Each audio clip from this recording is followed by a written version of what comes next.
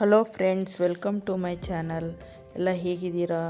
ನಾನಿವತ್ತು ದೇವಸ್ಥಾನದ ಶೈಲಿಯಲ್ಲಿ ಬೂದುಗುಂಬಳಕಾಯಿ ಹುಳಿನ ಮಾಡ್ತಾಯಿದ್ದೀನಿ.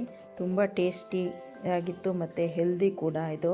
ಅದಕ್ಕೋಸ್ಕರ ನಾನು ಮಾಡಿ ತೋರಿಸ್ತಾ ಇದ್ದೀನಿ ಫ್ರೆಂಡ್ಸ್. ನೋಡಿ, ನಾನು ಬೂದುಗುಂಬಳಕಾಯಿನ ಈ ಥರ ಸ್ವಲ್ಪ ಮೀಡಿಯಮ್ ಸೈಜಲ್ಲಿ ಕ್ಯೂಬ್ಸಲ್ಲಿ ಕಟ್ ಮಾಡಿ ಇಟ್ಕೊಂಡಿದ್ದೀನಿ. ನೋಡಿ ನಾನು ಯಾವ ಸೈಜಲ್ಲಿ ಕಟ್ ಮಾಡಿದ್ದೀನಿ ಅಂತ ನೋಡಿ. ಬೇಗ ಬೇಯ್ಕೊಳ್ಳುತ್ತೆ. ಅದಕ್ಕೋಸ್ಕರ ತೀರಾ ದಪ್ಪ ಮಾಡಿಬಿಟ್ರೆ ಅದು ಜಾಸ್ತಿ ಹೊತ್ತು ತಗೊಳುತ್ತೆ ಬೇಯೋಕ್ಕೆ. ಅದಕ್ಕೋಸ್ಕರ ಸ್ವಲ್ಪ ಉದ್ದುದ್ದಕ್ಕೆ ಸ್ವಲ್ಪ ಸಣ್ಣಕ್ಕೆ ಹೆಚ್ಕೊಂಡಿದ್ದೀನಿ. ನೋಡಿ, ನಾನೀಗ ಅದನ್ನು ಕುಕ್ಕರ್ಗೆ ಹಾಕ್ಕೊಂಡು ನೀರು ಹಾಕ್ಕೊಂಡು ಅದಕ್ಕೆ ಸ್ವಲ್ಪ ಉಪ್ಪು ಹಾಕಿ ನಾನು ಬೇಯಿಸ್ಕೊತಾ ಇದ್ದೀನಿ ಫ್ರೆಂಡ್ಸ್. ನೀವು ಬೇಕಾದ್ರೆ ಹಾಗೆ ಓಪನ್ನಲ್ಲಾದ್ರು ಬೇಯಿಸ್ಕೊಬೋದು. ನಾನು ಬೇಗ ಆಗುತ್ತೆ ಅಂತ ನಾನು ಒಂದು ವಿಜಿಲ್ ಕೂಗಿಸಿ ಬೇಯಿಸ್ಕೊತಾ ಇದ್ದೀನಿ ಫ್ರೆಂಡ್ಸ್. ನೋಡಿ, ನಿಮ್ಮ ಇಷ್ಟ, ನೀವು ಹೆಂಗಾರು ಮಾಡ್ಕೊಳ್ಳಿ.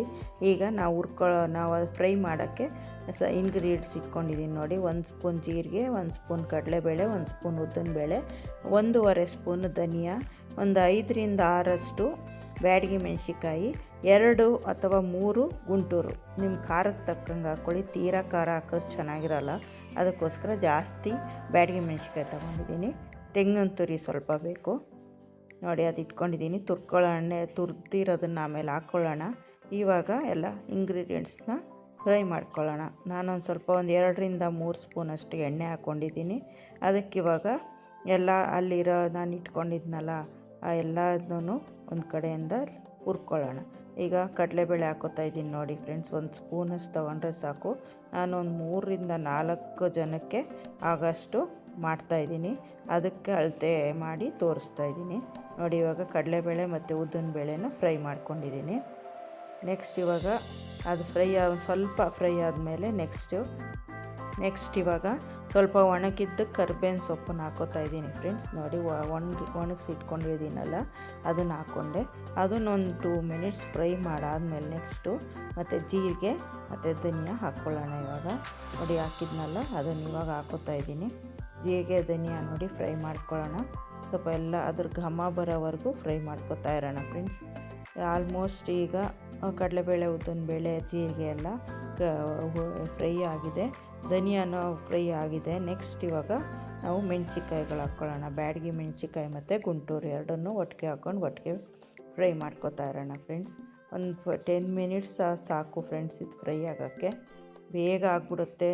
ನೀವು ಕುಕ್ಕರ್ ಕೂಗೋ ಅಷ್ಟೊತ್ತಿಗೆ ಇದೆಲ್ಲ ಫ್ರೈ ಆಗುತ್ತೆ. ನೋಡಿ, ಇವಾಗ ತೆಂಗಿನ ತುರಿ ತುರಿದು ಇಟ್ಕೊಂಡಿದ್ದೆ ಅದನ್ನು ಹಾಕೋತಾ ಇದ್ದೀನಿ. ಅರ್ಧ ಹೋಳಷ್ಟು. ಅದರಲ್ಲೊಂದು ಸ್ವಲ್ಪ ಕಮ್ಮಿ ಹಾಕ್ಕೊಳ್ಳಿ. ತೆಂಗಿನ ತುರಿ ಜಾಸ್ತಿ ಹಾಕ್ಬಿಟ್ರೆ ಇದಾಗ್ಬಿಡುತ್ತೆ. ಅದಕ್ಕೋಸ್ಕರ ಕಮ್ಮಿ ಹಾಕ್ಕೊಂಡು ಅರ್ಧ ಹೋಳಲ್ಲಿ ಒಂದು ಮುಕ್ಕಾಲಷ್ಟು ಹಾಕ್ಕೊಂಡಿದ್ದೀನಿ ಫ್ರೆಂಡ್ಸ್ ನಾನು. ನೋಡಿ, ಫ್ರೈ ಮಾಡ್ತಾಯಿದ್ದೀನಿ. ಕಾಯಿ ತುರಿನೂ ಫ್ರೈ ಮಾಡಾಕಿದ್ರೆ ಅದ್ರ ಟೇಸ್ಟ್ ಚೆನ್ನಾಗಿರುತ್ತೆ. ಅದಕ್ಕೋಸ್ಕರ ನಾನು ತೆಂಗಿನ ತುರಿನೂ ಫ್ರೈ ಮಾಡ್ಕೊತಾ ಇದ್ದೀನಿ.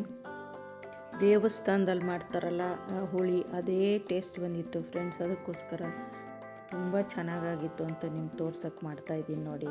ತೆಂಗಿನ ತುರಿನ ತುಂಬ ಫುಲ್ಲಾಗಿ ಹುರ್ಕೊಂಡ್ರೆ ಒಳ್ಳೆ ಟೇಸ್ಟ್ ಸಿಕ್ಕುತ್ತೆ.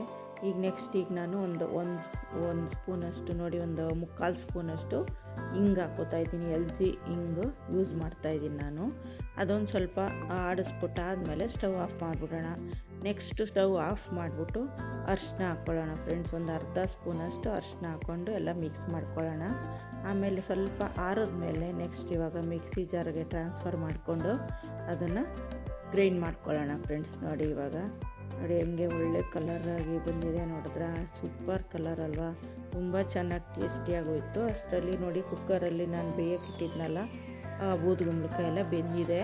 ಇವಾಗ ಕುಕ್ಕರ್ಗೆ ನಾವು ಇದನ್ನು ನೀರು ಬೇಕಾದ್ರೆ ಇನ್ನೊಂದು ಸ್ವಲ್ಪ ಬೇಕಾದವರು, ಸ್ವಲ್ಪ ಗಟ್ಟಿ ಬೇಕು ಅನ್ನೋರು ನೀರು ಕಮ್ಮಿ ಹಾಕ್ಕೊಳ್ಳಿ. ನಾನು ಸ್ವಲ್ಪ ತೆಳ್ಳಗೆ ಬೇಕು ಅಂತ ನಾನು ಸ್ವಲ್ಪ ನೀರು ಜಾಸ್ತಿ ಹಾಕ್ಕೊಂಡಿದ್ದೀನಿ. ಯಾಕಂದರೆ ಬೂದುಗುಂಬಳಕಾಯ್ದು ನೀರು ಬಿಡುತ್ತೆ. ಅದಕ್ಕೋಸ್ಕರ ನೋಡ್ಬಿಟ್ಟು ಹಾಕ್ಕೊಳ್ಳಿ ಫ್ರೆಂಡ್ಸ್ ನೀರನ್ನ ಮಾತ್ರ. ನೆಕ್ಸ್ಟ್ ಇವಾಗ ನಾವು ರುಬ್ಬಿರೋದೆಲ್ಲ ಇಲ್ಲಿಗೆ ಹಾಕ್ಕೊಳ್ಳೋಣ. ರುಬ್ಬಿರೋದು ಹಾಕ್ಕೊಂಡು ಆಮೇಲೆ ಬೆಲ್ಲನೂ ಹಾಕ್ಕೊಳ್ಳೋಣ ಫ್ರೆಂಡ್ಸ್. ಬೆಲ್ಲ ಮತ್ತು ಉಪ್ಪು, ಹರಳುಪ್ಪು ಹಾಕೋತಾ ಇದ್ದೀನಿ ನಾನು. ನೆಕ್ಸ್ಟು ಅದೊಂದು ರೌಂಡ್ ಕುದೀತಾ ಇರೋವಾಗ ಹುಣಸೆ ಹುಳಿನೂ ಹಾಕೋತಾ ಇದ್ದೀನಿ ನಾನು. ಹುಣಸೆ ರಸನ ಅದನ್ನು ಹಾಕ್ಕೊಂಡು ಚೆನ್ನಾಗಿ ಕುದಿಸೋಣ ಫ್ರೆಂಡ್ಸ್. ಚೆನ್ನಾಗಿ ಕುದಿಬೇಕು. ನಾನು ಮಧ್ಯದಲ್ಲಿ ಕರಿಬೇವು ಹಾಕ್ಕೊಂಡಿದ್ದೀನಿ ಫ್ರೆಂಡ್ಸ್. ಆಮೇಲೆ ಸ್ವಲ್ಪ ಸಾರು ಗಟ್ಟಿಯಾಗೋವರೆಗೂ ಸ್ವಲ್ಪ ಒಂದು ರೌಂಡ್ ಚೆನ್ನಾಗಿ ಕುದಿಸಿ ಎಲ್ಲ ಉಪ್ಪು ಹುಳಿ ಖಾರ ಎಲ್ಲ ಚೆನ್ನಾಗಿ ಮಿಕ್ಸ್ ಆಗಬೇಕು ಫ್ರೆಂಡ್ಸ್. ನೋಡಿ ಚೆನ್ನಾಗಿ ಕುದೀತಾ ಇದೆ ಸಾಂಬಾರು, ತುಂಬ ಟೇಸ್ಟಿಯಾಗಿ ಆಗಿತ್ತು ನೋಡಿ. ತುಂಬ ಕಲರು ಎಷ್ಟು ಚೆನ್ನಾಗಿದೆ ಅಲ್ವಾ. ಇದು ನೋಡಿ ಇವಾಗ ಅಷ್ಟು ತೆಳ್ಳಗೆ ಮಾಡ್ಕೊಂಡಿದ್ದೀನಿ. ನಿಮ್ಗೆ ಬೇಕಾದಷ್ಟು ಗಟ್ಟಿ ಮಾಡ್ಕೊಳ್ಳಿ ಫ್ರೆಂಡ್ಸ್. ನೆಕ್ಸ್ಟ್ ಇವಾಗ ನಾವು ಒಗ್ಗರಣೆಗೆ ಎಣ್ಣೆ ಇಟ್ಕೊಂಡಿದ್ದೀನಿ. ಸಾಸಿವೆ ಮತ್ತು ಒಣಮೆಣಸಿಕಾಯಿ ಹಾಕ್ಕೊಂಡೆ. ಅದೆಲ್ಲ ಫ್ರೈ ಆದಮೇಲೆ ನೋಡಿ ಒಣಮೆಣಸಿಕಾಯಿ ಸಾಸಿವೆ ಎಲ್ಲ ಸಿಡಿದ್ಮೇಲೆ ನೆಕ್ಸ್ಟ್ ಇವಾಗ ಅದಕ್ಕೊಂದು ಸ್ವಲ್ಪ ಹಿಂಗೆ ಹಾಕ್ಕೊಳ್ಳೋಣ ಫ್ರೆಂಡ್ಸ್. ನಾವು ಇವಾಗ ಅಲ್ಗೂ ಹಾಕ್ಕೊಂಡಿದ್ವಿ, ಯಾಕಂದರೆ ರುಬ್ಬಕ್ಕೆ ಹಾಕ್ಕೊಂಡಿತ್ತಲ್ವ. ಇಲ್ಲಿ ಮಾಮೂಲಿ ಒಗ್ಗರಣೆಗೆ ಒಂದು ಸ್ವಲ್ಪ ಹಿಂಗೆ ಹಾಕ್ಕೊಳ್ಳೋಣ, ಅದು ಟೇಸ್ಟ್ ಚೆನ್ನಾಗಿರುತ್ತೆ, ಘಮನೂ ಬರುತ್ತೆ ಹಿಂಗ್ದು. ಅದಕ್ಕೋಸ್ಕರ ನೋಡಿ ಹಿಂಗೆ ಹಾಕ್ಬಿಟ್ಟು ಇಷ್ಟೇ ಯಾಕಂದರೆ ಕರಿಬೇವು ನಾನು ಅಲ್ಲೇ ಹಾಕ್ಬಿಟ್ಟಿದ್ದೆ ಸಾಂಬಾರ್ಗೆ, ಅದಕ್ಕೆ ಇಲ್ಲಿ ಬರೀ ಎಣ್ಣೆ ಸಾಸಿವೆ ಮತ್ತು ಹಿಂಗೆ ಹಾಕ್ಕೊಂಡು ಇನ್ನೊಂದು 5 ಮಿನಿಟ್ಸು ಕುದಿಸ್ಕೊಳ್ಳೋಣ. ನೋಡಿ ಚೆನ್ನಾಗಿ ಕುದ್ದಿದೆ. ನೆಕ್ಸ್ಟ್ ಲಾಸ್ಟಲ್ಲಿ ಹೆಚ್ಚಿರೋ ಕೊತ್ತಂಬರಿ ಸೊಪ್ಪು ಹಾಕ್ಕೊಳ್ಳೋಣ ಫ್ರೆಂಡ್ಸ್. ನೋಡಿ ಹೆಚ್ಚಿರೋ ಕೊತ್ತಂಬರಿ ಸೊಪ್ಪು ಹಾಕ್ಕೊಂಡು ಒಂದು 5 to 10 ಮಿನಿಟ್ಸ್, ಒಂದು 5 ಮಿನಿಟ್ಸ್ ಕುದಿಸ್ಬಿಟ್ರೆ ಸಾಂಬಾರು ರೆಡಿ.